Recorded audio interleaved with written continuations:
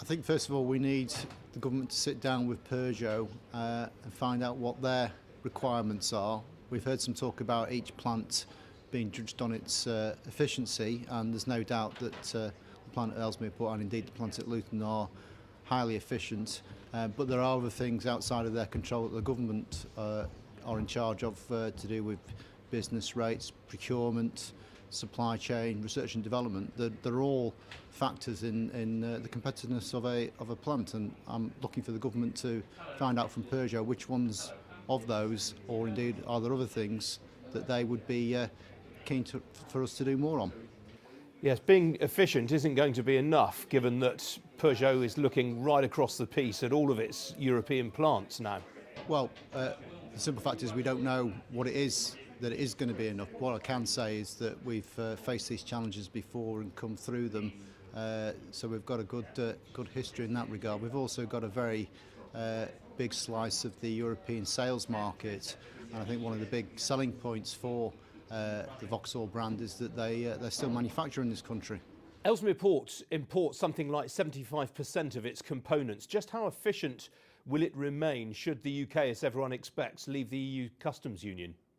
Well, what we've been looking for some time is to get more of the components manufactured and supplied directly from the UK, so the customs union issue then becomes less of one. Certainly we don't want any situation moving forward where tariffs or other impediments are imposed that would stop the free movement of goods.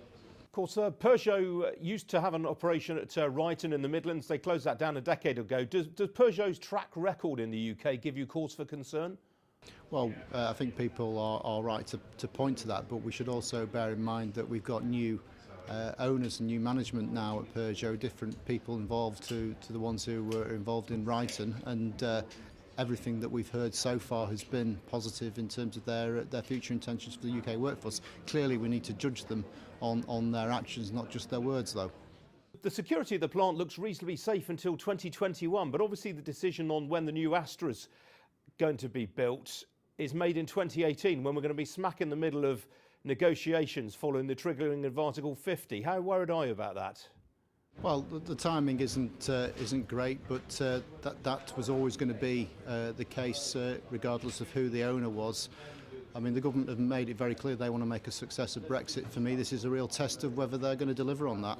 Carlos Tavares has said, though, that in some ways having a UK operation provides an insurance policy in the event of a hard Brexit. Do you take any comfort from that?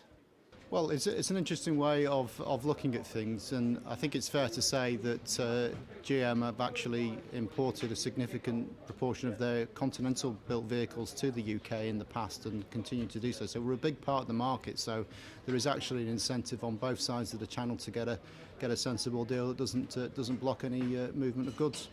At the end of the day, though, the fact that Vauxhall is now going to be owned by a company which is part owned by the French government, and whose chief executive has committed to French and German politicians that he wants to build a European champion, Vauxhall is not as good a place as it was when it was owned by GM, is it?